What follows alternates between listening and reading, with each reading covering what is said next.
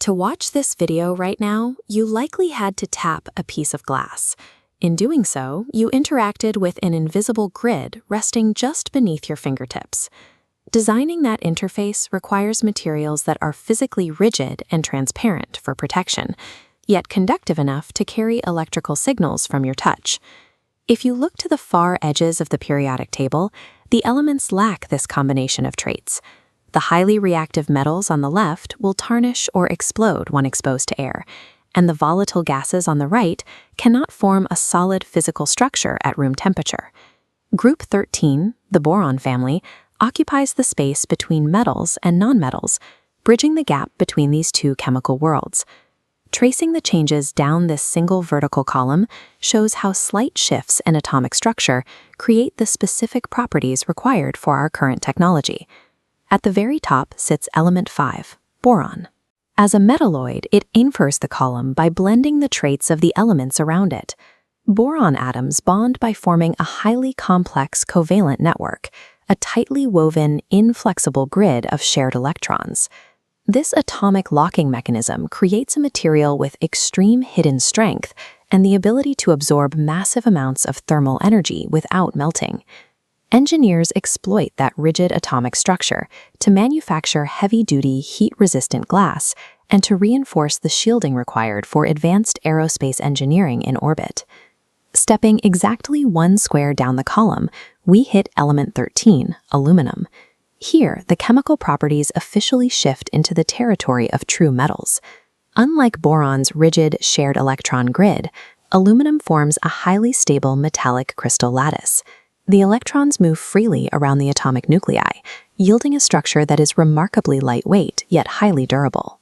Because it requires comparatively little energy to melt down and recast, it is endlessly recyclable. It serves as the primary industrial metal that physically builds our transportation networks and structural infrastructure.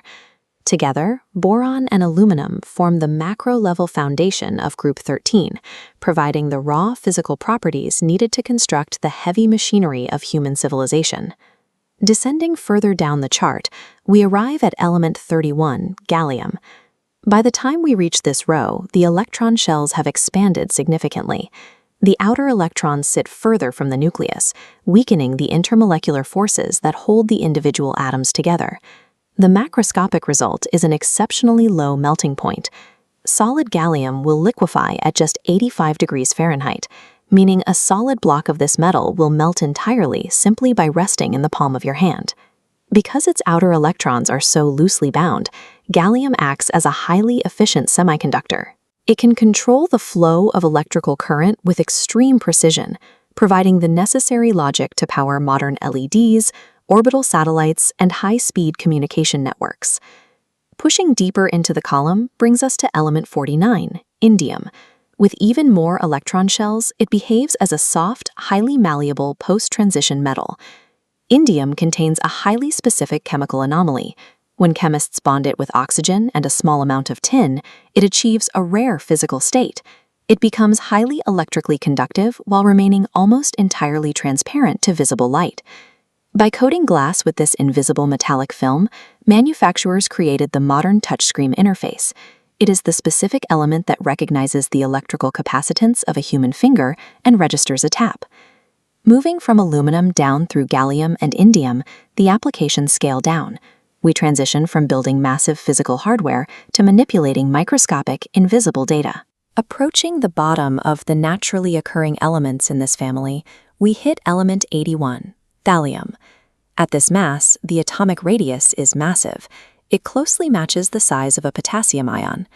Because the human nervous system relies on potassium to function, thallium easily bypasses biological defenses, replacing potassium in the body and proving highly toxic to humans. Yet doctors found a narrow, specialized utility for this extreme heavy metal. By utilizing specific radioactive isotopes of thallium, physicians created specialized contrast agents to map blood flow during advanced heart imaging procedures. The bottom of the natural column is heavy, inherently hostile to biology, and reserved for highly specialized optics and medical sciences. Finally, at the absolute bottom of Group 13 lies element 113, Nihonium. You will not find nihonium in any natural ore or geological deposit. It is entirely synthetic, created by smashing lighter atoms together in a particle accelerator to force a new, highly unstable nucleus to form for just fractions of a second. Its discovery by a team of Japanese researchers marked the first time an element was discovered in Asia. It represents humanity pushing past the materials provided by the Earth and testing the absolute mathematical and physical limits of atomic structure. Zooming out to look at the entire vertical column of the boron family once more, a clear pattern emerges. The periodic table functions as a sequential toolkit.